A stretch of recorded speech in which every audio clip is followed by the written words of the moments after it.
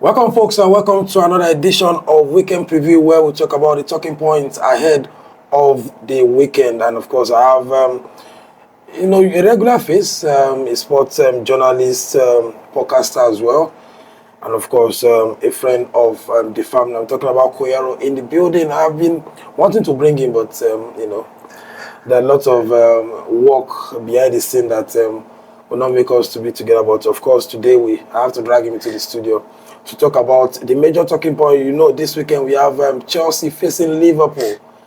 And, before we got to the studio, the Super Eagles list for the World Cup qualifying game against Lesotho and Benin Republic was released by the NFF.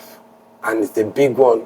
Thankfully, you have to discuss it because we wanted to come early. So imagine if you come earlier, that means we'll be able to talk about the Super Eagles. So it's good to have you in the studio, Koyero. How you doing now? It's good to see you, Puja. Big man. Finally, I make my debut. First of many. Yeah, of course. Although I have a little flu, but let's find a way to. Yeah, let's flow. So let's start from the home front.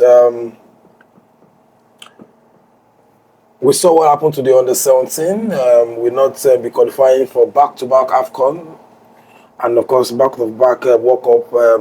Talking about the under-17 because we failed to pick that ticket from the WAFU B. And if you don't qualify for WAFU B, that means you're not going for the AFCON. Is it a problem because we still have Manu Garba as the coach of the under-17? That means he has failed to qualify also back-to-back World Cup and AFCON. Is it a case of the coaches or talent are drying up in Nigeria? I think it's a mixture of both. Remember it's still under 17, and the way under 17 should be is about sporting talent. It's under 17 shouldn't be about winning itself. It's about building talents that would grow to mature into the Super Eagles and all that. But then over time, we have become so fixated on wanting our under 17 players to win the World Cup, win the AFCON and all that. I remember most times, I'm not saying nobody should hold me responsible, but most times we take over each player to these competitions. And I have a feeling, I said it a few years back, I think we have started taking people that are within that age range. Like there is a deliberate attempt to actually develop players. We didn't used to do that. And somehow that can also affect, because now suddenly we are playing people that are within that age range, and they are playing that age range all over the world or all over Africa or West Africa as the case may be. And sometimes it just may not be good enough. So maybe our talent pool, that's why I said it's a mixture of both. So maybe our talent pool really isn't as top-notch as we thought. Maybe we're just using guys that were older. And now the hen has come home to roost.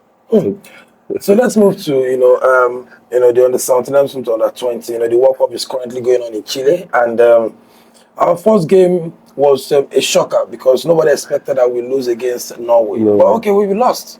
And it looks like, okay, fine, our next two games must be a must-win. But the first one on the table was against Saudi Arabia. Mm-hmm. It was a Navi game. We scored in the 90+6. The captain of the side, Bami, scored that penalty. I was on the edge, like, why would a defender, come and play? We have, the likes of Daga in the team, the likes of the midfielders. Why did they chicken up? Of course, the captain came to the party, as the big guy, and he scored that late win against Saudi Arabia. Now we are on another must win on Monday because we are playing Colombia on Monday. Yeah. So, according to the group, Colombia with 4 points.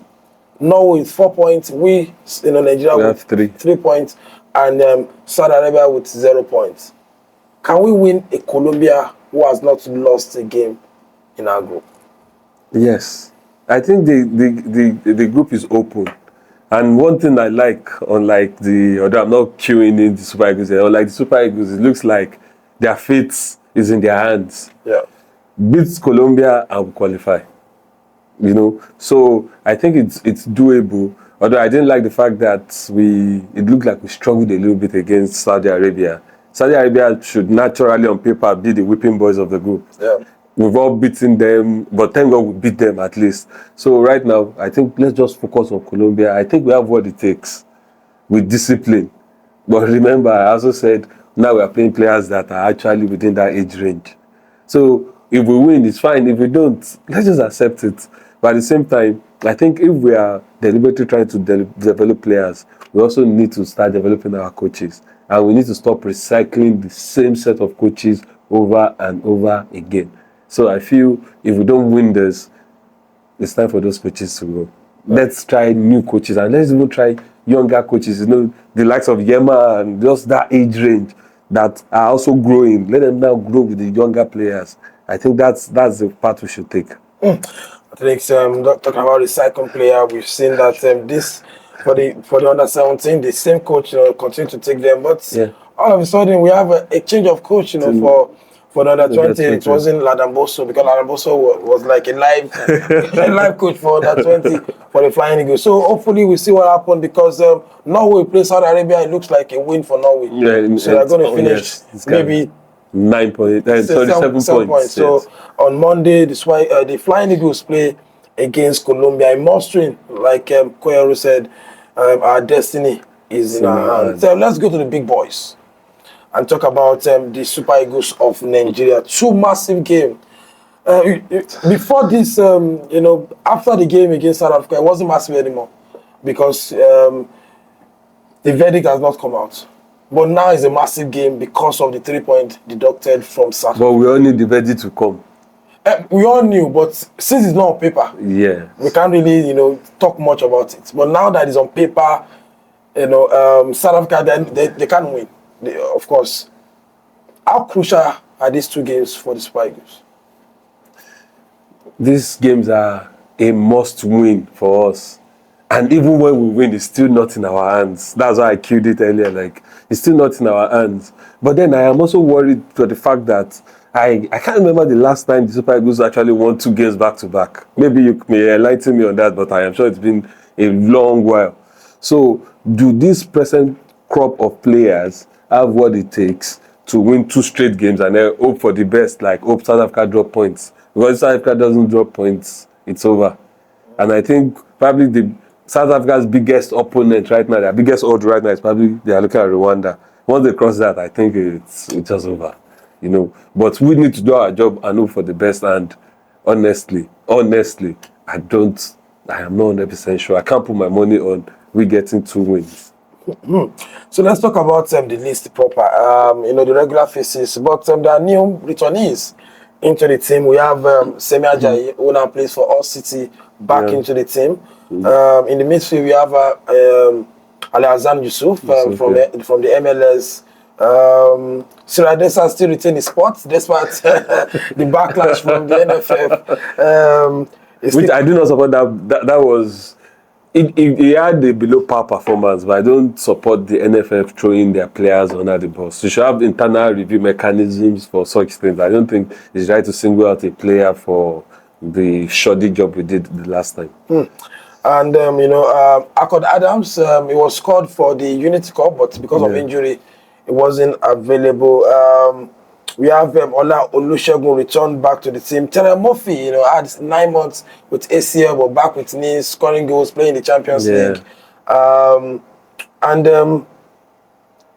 Tolu returned, and I want to mention a name. And Uche was omitted, Chrisantos Uche. Looking at this list, Koyero, very straightforward. It looks like we are still going to face the same problem of creativity. Top heavy. We just loaded strikers. We loaded strikers, wingers. So where's the supply going to come from? Iwobi. And we know the Iwobi in the Premier League is different. I don't understand. Maybe it's in the air or it's in the food or something. When you see Iwobi in the Premier League, he looks like a proper bowler. But when it comes to he struggles to replicate that form in the Super Eagles. And that's a worry. So without Iwobi now, look at that list. Where is that creativity? I don't see it. And that's a problem. But then that's why those coaches get paid the mega bucks. Maybe they know something we don't. But then if this coach doesn't deliver, get us 6 points, then I think it's time to go. Talking about time to go, so you're talking about time to go. Look at the team, holistically. What do you think? Maybe going forward, Because I can sit down and predict 80% or 90% of the Super Eagles players that will be invited. Yeah. But going forward, who do you think, maybe the NFF, even the coaches, should be thinking of easing out of the team? Puja, you want to put me in trouble. Our captain, what's his name now? Trozekong. I think it's time. Its time is up. Before that game, I had said it that starting this guy is suspect. And truly, unfortunately, he got the own goal.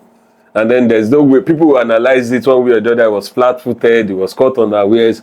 But he looks like a marked man already. Like, we all feel he's not up to par anymore. And somehow, unfortunately, it always seems to happen that the goals come from him. You know, last time it was an own goal or they run past him and all that. So I think it's time to start easing people like that out. I'm happy that Semi Ajayi is back. I feel he's the future. No, it's not the future, it's the now. We need to start him regularly for the Super Eagles, build the defense around someone like him.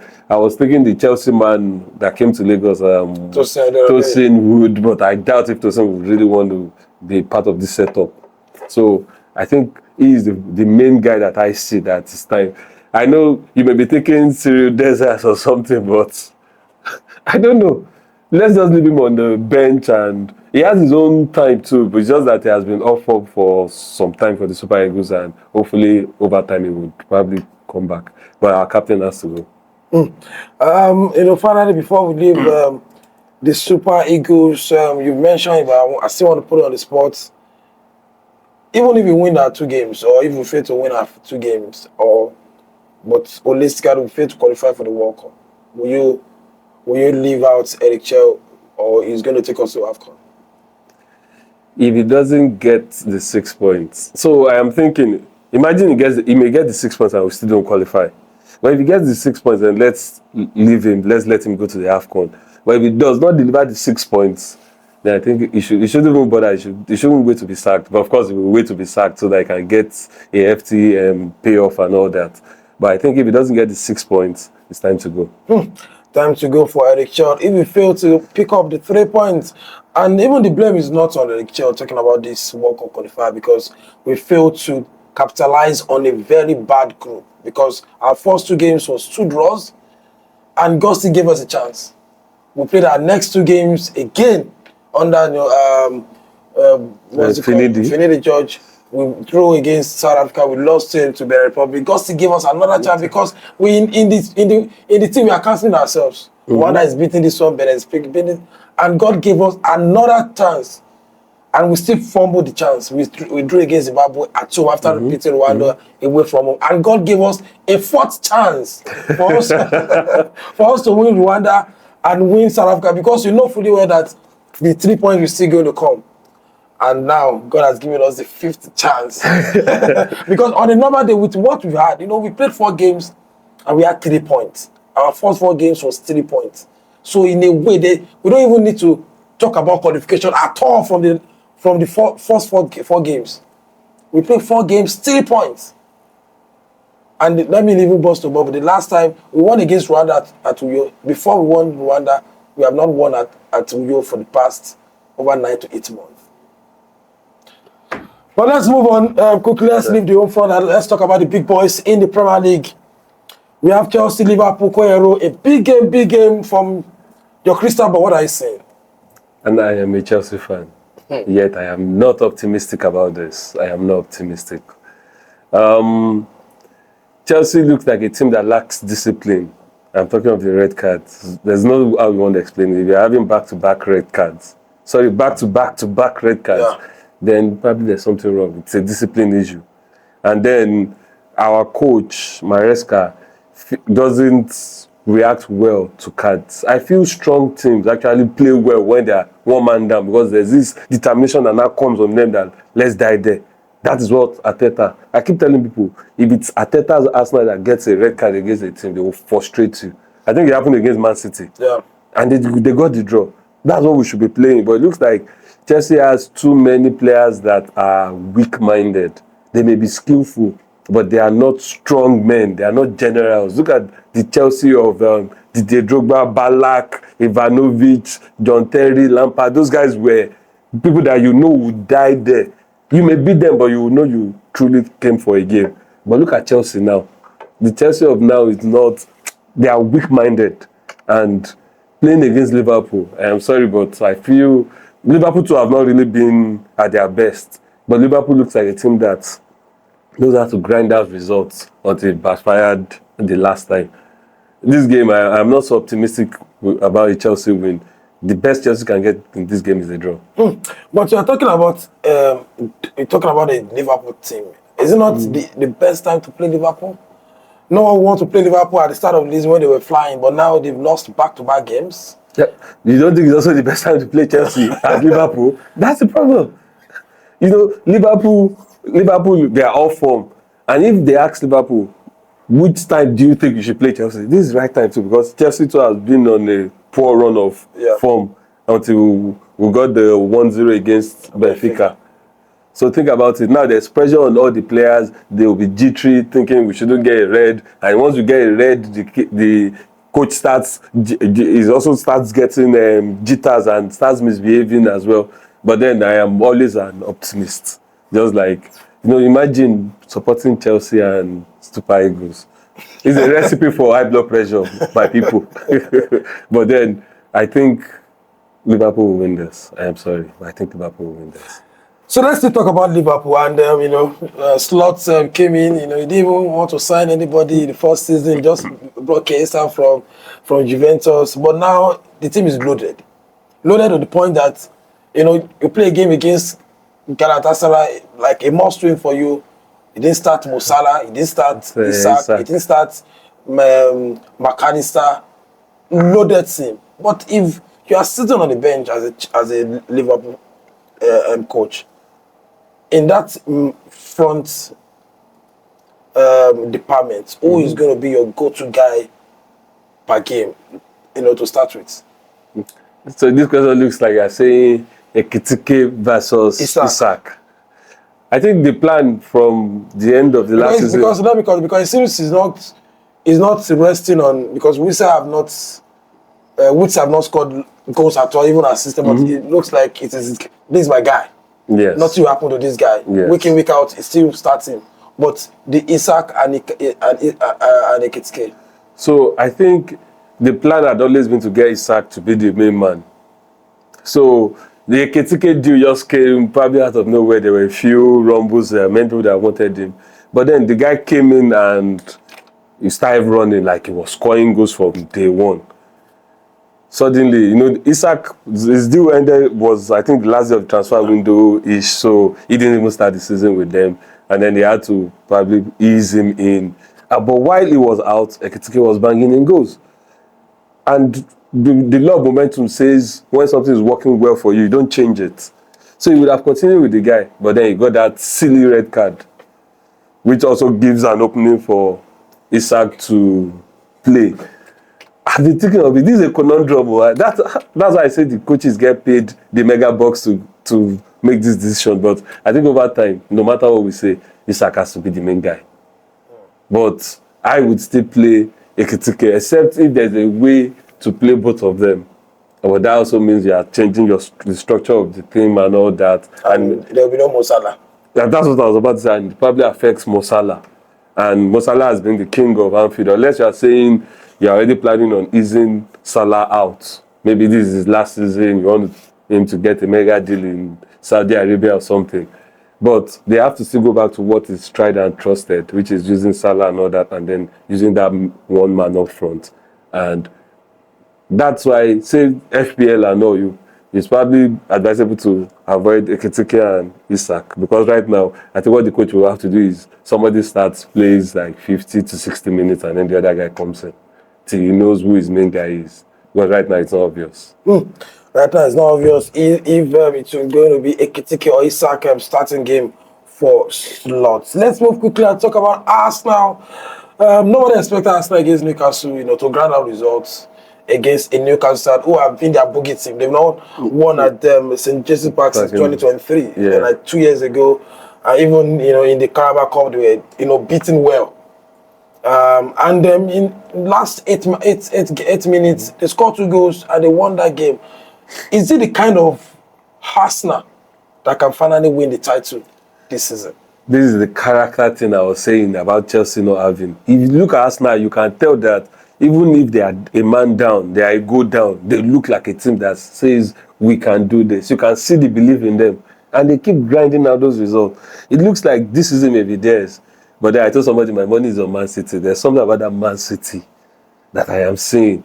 But I think Arsenal has all it takes right now. They have the belief, they have the personnel, they have no excuse right now. So if Arteta doesn't deliver this season, it's probably time for him to go. Time for Arteta to go. And let's move to, the interesting one that has been trending, talking about Nottingham Forest.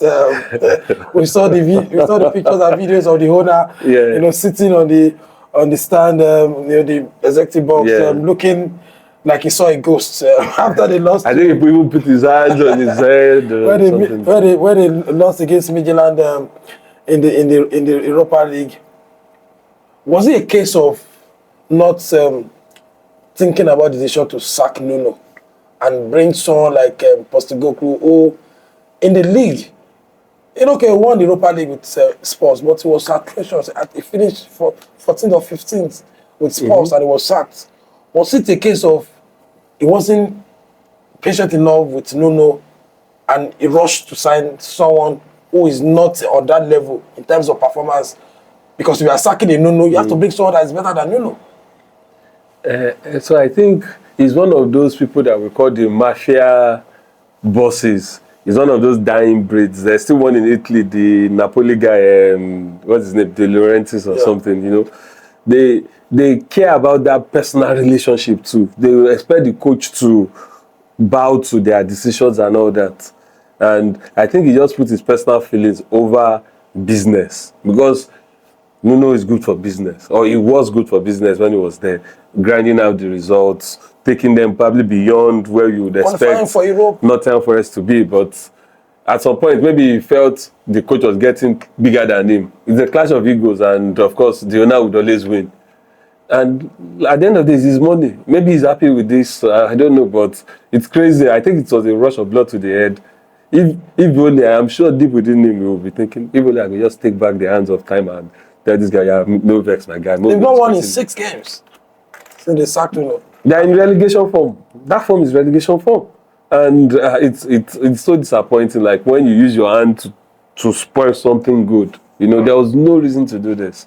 And I don't even know. There's no going back. It's not like you can tell Nuno to come back. Just has to pray for Ange. Ange usually says he wins a trophy in his second season. So let's see now. He may win something now next season. Maybe in the championship or something. And let's talk about, lastly, before we leave, it will be criminal. Not to talk about Man United. Glory, Man United. Why will you come to a studio and you just leave like that without talking? Because it looks like they can't do anything tangible with that club. So for Amorim, they are playing in Sunderland, a crazy Sunderland team with a Shaka as a captain, and it looks like nobody expected this kind of Sunderland. But we've seen them. It looks like they can go to Old Trafford and do the business. But I want to ask you this: if Sunderland pick a point at Old Trafford, will you sack Amorim before the return of the international break? I think Amorim should have been sacked weeks ago. It's every week we keep saying this, but I think at this point Amorim his spirit has left Old Trafford, and I also think even the owners are done. I just think it's about money now. I just think about the financial implication of sacking him. It's obvious. There are some things that you just have to take that difficult decision. Even if he wins, I would still sack him. I'm telling you, take that loss that you're going to lose money and all. But there's something wrong and you need to change something fast. And the easiest thing to change right now is the coach. Bring in somebody else that brings a different philosophy. Someone like Mourinho.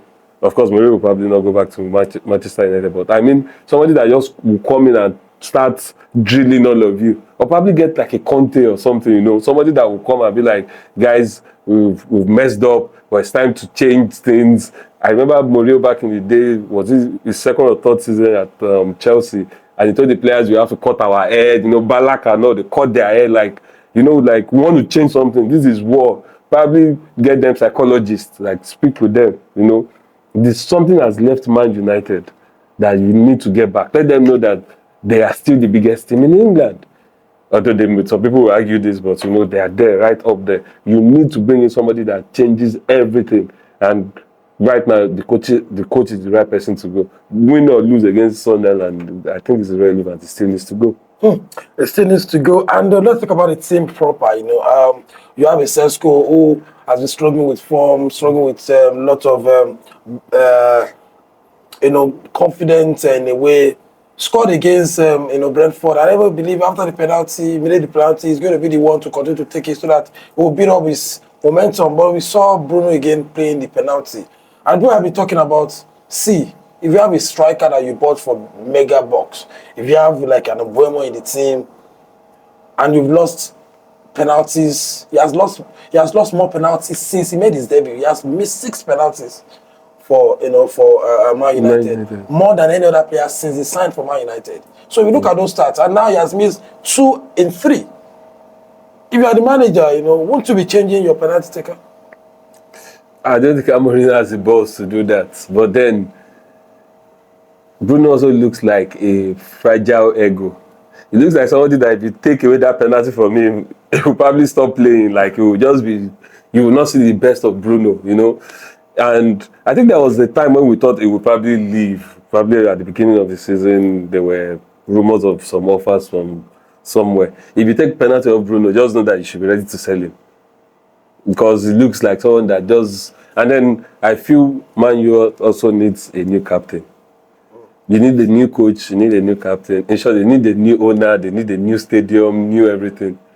So, but for me, let's go back to the question, which is the penalty taker. I think you should have a sit down with Bruno and say, okay, let's just alternate it. So sometimes let someone else takes it till you get your form back. There's a way to break such things down to your star player, and you probably understand and give it to Sesko, and hopefully he scores. And if he doesn't score, there's still Mbuemo there to also try his luck. You can remember when Bellingham was playing, Vinicius was playing, Mbappe was playing. 3 of them missed under Ancelotti before they now give it to Mbappe. So I think something, a new body, a new person should just come and play it. Let's just see if it's going to be sweet or going to be accurate. Because there's, the dressing room doesn't look united. We are hearing rumors and all that they've lost faith in the coach and all that. So what if Bruno is the one player that the coach knows supports him 100%? Then suddenly you take away the penalty from him. That means he will go to the other camp. So I think there are also internal politics involved in this. But then there are ways of telling a player that, okay, let somebody else try. Like, for example, even at Arsenal now, I still don't know who their main penalty taker is. And we had a very good opportunity to know in that their last game against, who was it? Was it Newcastle? When they gave them the penalty. But Saka held the ball, but then it was overturned. But then we have seen player hold the ball and still give it to somebody else. So that was a very good opportunity, but we didn't get the opportunity. So right now, even Arsenal, we don't know if it's going to be Saka that will keep taking the PKs or Gyökeres. So it's all about communication, and Man U doesn't look like the team that probably communicates effectively among themselves right now. And that's Koyero, breaking down and saying, win or lose, it's going to it's time to go. Show I'm already exit door, even if they have to pay a big payoff. For Harmony. So, and that's all we can take. We've moved from the Super Eagles down to Premier League, and it's time for us to leave the studio. Koyero will be regular to talk about fantasy football. I think that's huge in Nigeria as well. There are a lot of platforms. You can just play free and win money. Yeah. And so even if you are watching football, you are loving your Premier League, you can just find all those leagues and join. Yes. Go and win more money. And they do it per week. So if you cannot even accumulate to win overall per week, you can be winning. Get weekly game. And I think Koyero will be here to break down. The team. He has said if this weekend now if you are playing FPL, just don't go to Ekitike or Isak. Find a way to look for, Gyökeres is playing against West Ham.